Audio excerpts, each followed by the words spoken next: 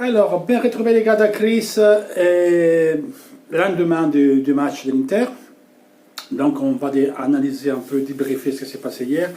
On va mettre à point certaines choses que j'aimerais bien dire, moi, personnellement, de mon point de vue, et parce que à chaque fois, je m'attaque à Icardi, j'expliquerai le pourquoi, et parce que à chaque fois, je me prends à certains supporters, et je vous expliquerai le pourquoi, et bien sûr, on va voir le match, comment s'est déroulé hier. Et pourquoi, surtout, pourquoi Romelu Lukaku, c'est un facteur important pour nous dire. Pourquoi Lukaku nous a amélioré l'équipe par rapport à Icardi? Parce que Lukaku, c'est mieux d'Icardi. Pour quelle raison? Pour quelle raison Lukaku, il fait faire une passe en avant l'Inter, un step, il nous permet d'être meilleur. Pourquoi? Je vais l'expliquer au moins selon mon point de vue. Moi, je n'ai pas la vérité.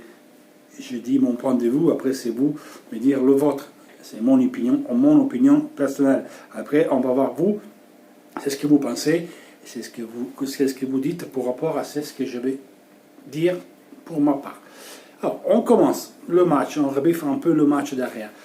D'hier. Première mi-temps, on a souffert. On savait qu'aller là-bas, c'était pas facile. On sait que c'est une équipe qui te presse très haut.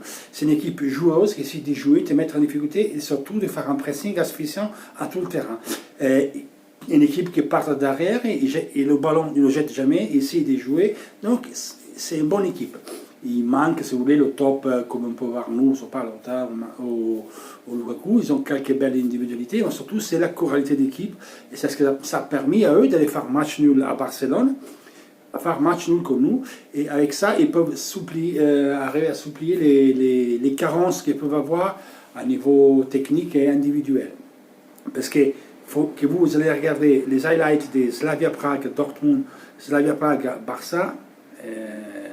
Aucune de cette équipe-là a créé autant d'occasions comme nous hier avec eux.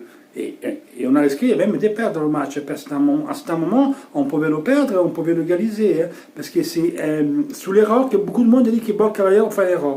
À mon avis, Borja Valero, il ne fait pas l'erreur. L'erreur, il vient dans les rétropasse de Brozovic qui est un petit peu trop lente, elle n'était pas bien appuyée. Si la balle elle était plus rapide, Borja Valero pouvait jouer une touche de balle. La balle elle arrive entre Borja Valero et le mec. Borja Valero fait le pas et le mec il arrive en vitesse, c'est normal qu'il le dépasse. Andanovic il fait un super arrêt, ça vaut un but. C'est là ça vaut un but. Un but, hein? C'est comme s'il marque un but Andanovic. Et après, Borja il dégage la balle. Donc, si vous voulez, à mon avis, l'erreur, ils viennent surtout de la rétropasse pas trop appuyée, donc trop lente. Et donc, l'adversaire, il a lu la trajectoire et il a eu le réflexe de sauter l'homme. Donc, il est arrivé en vitesse par rapport à Borja qui était sur ses pas, où il était légèrement en saut-place. Mais il n'était pas en mouvement comme il était l'autre qui arrivait en course. Donc, avec la rétropasse lente, l'autre a réussi à anticiper Borja et à faire ce qu'a fait, je crois que c'est la deuxième mi-temps. Après, on vient la première mi-temps, par la deuxième mi-temps, quand on a risqué. Dans la première mi-temps, comme j'ai toujours dit, ils nous ont pris très haut, nous ont pressés, ils sont une équipe joueuse. C'est vraiment très difficile de l'égaliser, hein, parce qu'ils ne te laissent pas réfléchir. Et je dois dire que Borja Valero a fait un bon match comme tout le monde. On a souffert, première mi-temps. On n'avait pas fait un gros match, il faut dire la vérité. Eux, la possession des balles, c'était à eux. Même si on avait eu une, deux occasions pour le but. Et après, l'histoire du penalty. L'histoire du penalty, le protocole UEFA, ils disent qu'on peut arrêter le jeu même 2 minutes après, quand c'est une potentielle penalty. Chose que c'est déjà venu en Italie à Spal Fiorentina l'année dernière et en Coupe des Pays-Bas, je crois. Donc, ça, c'était validé, c'est comme ça.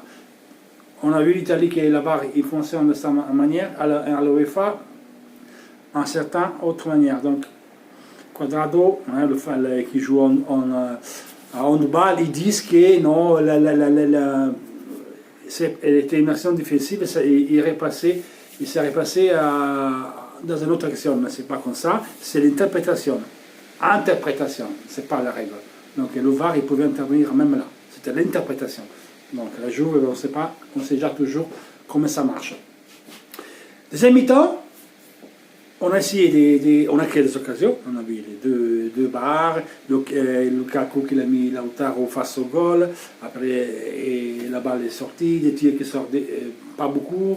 Bref, la balle ne voulait pas rentrer et on a vu créer des occasions. Jusqu'à quand on a fait cette petite erreur, grosse erreur entre Brozovic et Borcavalier, en concours des circonstances, c'est pas moi, la passe n'était pas appuyée, à mon avis, donc voilà pourquoi l'autre a pris le dessus.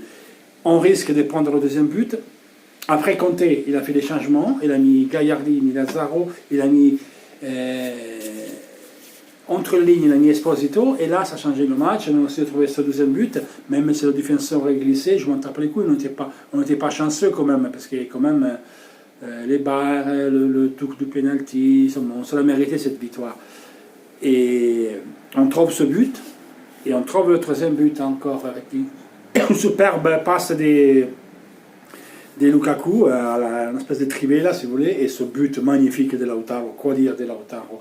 Lautaro, je me rappelle qu'au début de saison, il était bidon par beaucoup de supporters. Au moins, c'est ce que je disais sur les sociaux, sur les pages Facebook, sur Instagram, c'était un truc de dingue. Les gars, on ne parle pas des football managers FIFA où tout c'est facile, on parle du foot. Beaucoup d'entre vous disent qu'ils ont joué au foot, alors c'est jouer au foot, vous comprenez un peu comment c'est pas facile de jouer. Des fois, c'est des détails, il faut rebond, un truc, et ça change le match. Et il a fait un but magnifique. Alors, le step, pourquoi l'Inter l'a amélioré avec Lukaku? On rappelle que Lukaku arrivait de Manchester United, Lukaku, il n'a pas fait une préparation physique complète avec le Manchester, il était mis à l'écart, il disait qu'il était blessé, mais en fait il voulait partir, donc il s'entraînait pas comme la première équipe. Et il ne jouait pas les matchs amicaux parce qu'il y avait ce truc qui voulait partir. Voilà. Il y a ça à dire. Arrive à l'Inter, il doit commencer une préparation physique. Et il s'est fait mal au dos, ensuite il s'est fait mal à la cuisse. Donc, quand le joue, il joue comme mal au dos. Il a eu un problème avec la cuisse. Donc, ces mecs, c'est une bête. Vous avez vu sur le premier but, tu ne le déplaces pas. C'est une bête, c'est une tank. Mais c'est une tank qui est même technique. C'est pas un footix. Il sait jouer au ballon, le mec, en plus. Il sait jouer au ballon. Et surtout, il travaille pour l'équipe, comme il le fait Lautaro. Il travaille, il est à disposition par l'équipe, il se sacrifie. C'est des choses qu'Icardi n'a pas, il ne sait pas faire, et jamais il ferait ça. Icardi, il a fait beaucoup de buts, ils sont là, et ça compte, le but qu'il fait. Mais c'est un finalisateur. Icardi, il a dit plusieurs fois à la presse, le défenseur, le goal est là pour arrêter les frappes, les défenseurs sont là pour défendre, les milieux pour créer des jeux, et l'attaquant pour marquer des buts. C'est Icardi qui le dit. Icardi, c'est une qui attend sur la surface. Vous avez vu contre le Real, il peut toucher un ballon. Cette année, tous les buts d'Icardi à Paris, c'est des buts dans la petite surface de réparation et la frappe qu'il a fait vers le penalty, des pieds une fois. Voilà ce qu'il a fait. Il n'a pas fait grand-chose. C'est toujours le but d'Icardi de la surface. Mais Icardi, il ne t'apporte pas le travail de sacrifice qu'ils font Lautaro et Lukaku. C'est pas un, c'est les deux que le font. L'équipe des Conte, même la squadra azzurra, il y avait Pelé, qui c'était pas un phénomène, mais c'est un mec un peu qui a ce type de jeu, ça sacrifie, il garde un ballon. Il y avait un coup de tête de Lukaku, il met au cage Lautaro Martinez, il prend des coups, il les donne, il garde le ballon, il le défend, il fait monter l'équipe. Les mecs, ils donnent des coups, ils tiennent debout, ils font monter l'équipe. C'est important. Lautaro fait la même chose, sacrifice, il va presser. Les deux sont complémentaires, ils se trouvent bien d'ailleurs, ils se trouvent, je dirais qu'ils ont toujours joué ensemble. Et en plus, ils font ce travail de sacrifice pour l'équipe. En même temps, ils marquent. Ils ont fait 22 buts à 2 dans l'Inter. 18 matchs Lautaro, 11 buts et 3 passes décisives. Lukaku, 17, 11 buts et 2 passes décisives. Avec l'équipe nationale, Lukaku est déjà arrivé à 19 buts cette année. En 20 buts. C'est vrai qu'il a fait plus de 250 buts de sa carrière. C'est le meilleur buteur de l'histoire de la Belgique et encore on le critique parce qu'il a été critiqué. Il était traité de tous les noms. Voilà pourquoi moi je me rentre contre Icardi chaque fois qu'il fait bien. Parce qu'il faut arrêter. Il faut comprendre la différence entre un finalisateur qui finalise et basta. L'année dernière, qu'est-ce qu'on disait pendant les matchs? Le schéma de l'Inter, aller sur les côtés, faire des centres per Icardi. Fini. Voilà. Fini. Donc là, il faut remercier le Conte et Marotta. Ah, ces mecs de la Juve, on ne le veut pas, enculé, bâtard, fils de pute. Moi, je supporterai jamais l'Inter, fait qu'il y a ces mecs-là. Mais tout le monde remonte sur le bus maintenant, c'est facile comme ça. Alors, ils ne sont pas venus pour revenir à l'Inter. Il faut des professionnels aujourd'hui. Voilà ce que c'est un coach avec les couilles. Beaucoup de supporters que je me suis lu hier, avant-hier. Ah, mais moi je préfère perdre, de toute façon on ne passera pas, on sait qu'on sent ce championnat, on a des joueurs bidons, on a des soucis, on a celui-là. Non, on lâche rien, l'Inter il doit lâcher rien, il doit toujours jouer pour gagner. Parce que la différence qu'il y a entre le cycle des matchs qui maintenant nous amène à Noël et qu'il y avait avant, quand on a fait la seule équipe en Italie et en Europe qui a fait 7 matchs en 20 jours, 7 matchs en 20 jours, avec 14 jours de récupération dans le premier match et le dernier. La Juve l'a vu dans le premier match au dernier, 16 jours de récupération. L'Atalanta 17, Napoli 15. Nous, là, on a joué samedi, on a joué mercredi, 3 jours de repos. Là, on rejoue dimanche, 3 jours de repos. On jouera vendredi contre la Rome, on anticipe, parce qu'après, il y a le Barça. 4 jours de repos. Entre le vendredi et le mardi, 3 jours de repos plein. Après, on rejoue le dimanche, 4 jours plein. Après, encore 6 jours avant qu'il y ait la trêve de Noël. Faites-vous la différence. 7 matchs en 30 jours, 31 jours. C'est là la différence. C'est là la différence. Et nous, on a fait 7 matchs en 20 jours. Donc, 14 jours pour récupérer. C'est-à-dire, nous, on a fait le premier match, le cycle avant. Premier match, 2 jours complets de repos. Un match, 2 jours complets de repos, un match, 2 jours complets de repos, un match, 3 jours complets de repos, un match, 2 jours complets de repos, un match, 3 jours. Ça fait 14 chez moi. Les autres, ils n'ont pas eu ça. Le jour où il a fait un match, 2 jours de repos, un match, 4 jours de repos, un match, 3 jours de repos, un match, 3 jours de repos, un match, 2 jours de repos, un match, 3.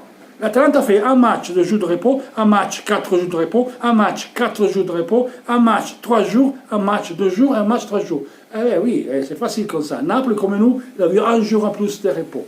Voilà. Ça, c'est déjà une différence, une chose qui vient. Puis on a eu les blessures, c'est ce qu'ils voulaient. Maintenant, il reste 4 matchs pour celui-là du Barça pour aller à la trêve de Noël et pour le mercato. Si on va au 8e de finale, c'est 25 millions d'euros qui rentrent dans les caisses. Et cet argent-là, il va être stancé pour le mercato. On a Gabigol à vendre parce qu'il ne reviendra pas à l'Inter. Il ne reviendra pas à l'Inter. Ce n'est pas un joueur qui peut jouer comme Conte, celui-là. Il ne peut pas jouer comme Conte. Il ne pourra pas jouer comme Conte. On a besoin d'un joueur comme ça qui peut donner le change à Lukaku et qui a ces caractéristiques-là, qui aide l'équipe, qui sait défendre la balle, qui sait garder un ballon, qui sait faire 1-2. On n'a pas besoin des finalisateurs, on a besoin des joueurs comme ça. Voilà. Il y a ça à dire. Voilà pourquoi, après moi, que je sais, Lukaku l'a fait améliorer l'Inter, parce que c'est une attaquante totale. Totale, ça veut dire qu'il ne fait pas « Oh, tu es là, passe-moi la balle, tu es là ». Voilà. Icardi, c'est ça. Icardi, quand tu dis de sortir, participer, aller à défendre la balle, faire une faute, prendre des coups comme a fait Lukaku sur le premier but, combien de coups s'est pris et il est resté debout. Qu'est-ce qu'il a fait sur le troisième but par Lautaro? Ça, il ne le fait pas. Les coups de tête, il le faisait très rarement. C'est ce qui fait le boulot qu'il faisait Lukaku. Il le fait. Il n'a pas d'assez cordes, ce n'est pas ces caractéristiques-là. Voilà pourquoi je dis que c'est une step en plus pour l'Inter. C'est mieux qu'Icardi s'en va. Mis à part l'histoire qu'il y a eu que l'équipe, le machin, le genou, tout. Mais je parle sur un plan technique. Essayez de comprendre, c'est ce que je veux dire. Voilà, c'est ce que je veux dire pour aujourd'hui.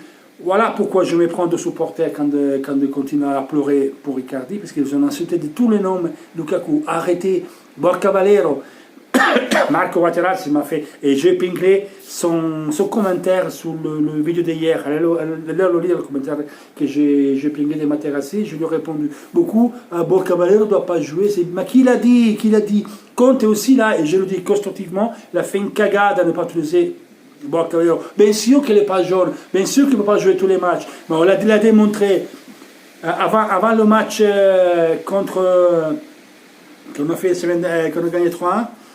À 3-0 contre Torino, il n'avait pas joué en seule minute, il avait joué 5 minutes contre Dortmund à domicile. Il a joué quasiment 50-45 minutes, il a très bien fait, et que la deuxième mi-temps, il a très bien fait. On a vu qu'il y a un saut, pourquoi? Hier, fini le match, le coach, il a dit, Borca Valero, c'est l'exemple pour cette équipe. Et alors, je me demande, coach, pourquoi tu n'as pas utilisé Borca Valero une demi-heure, 20 minutes, 15 minutes. Dans tes rotations peut faire souffrir le joueur. Ça, c'est une erreur que tu as fait, à mon avis, et je le dis de façon constructive. Et j'espère que Conte, il va s'en servir de Borja Valero. Là, il y a Gagliardini qui rentre, il y a Vecino, il y a Brozo. On espère d'avoir Sensi, parce qu'on attend Sensi. Je ne sais pas, si je joue contre la Spal, c'est plus facile que la Rome ou le Barça qu'on a besoin là. Donc Borja avec Gagliardini, Vecino, Brozo, ils peuvent tourner eux. Donc ça peut être utile. Après, la prochaine année, s'il doit partir, il partira. Mais c'est un mec qui se joue au ballon. Même si à 33, 34 ans, Pirlo l'a joué jusqu'à 38 ans, alors tout le monde ne disait pas qu'il était vieux. Il sait jouer au ballon, Borja Valero. Mais si, on part tout le match. Mais dans les rotations, ils doivent rentrer. Voilà les gars pour aujourd'hui. Faites-moi savoir ce que vous pensez. Toujours Force Inter, Force Inter, Force Inter. À vous de partager, de mettre un like et commenter. Il faut le partager cette vidéo. Mettez-le sur international.fr ou voulez-vous partager, faites interagir les gens. Allez, ciao Force Inter.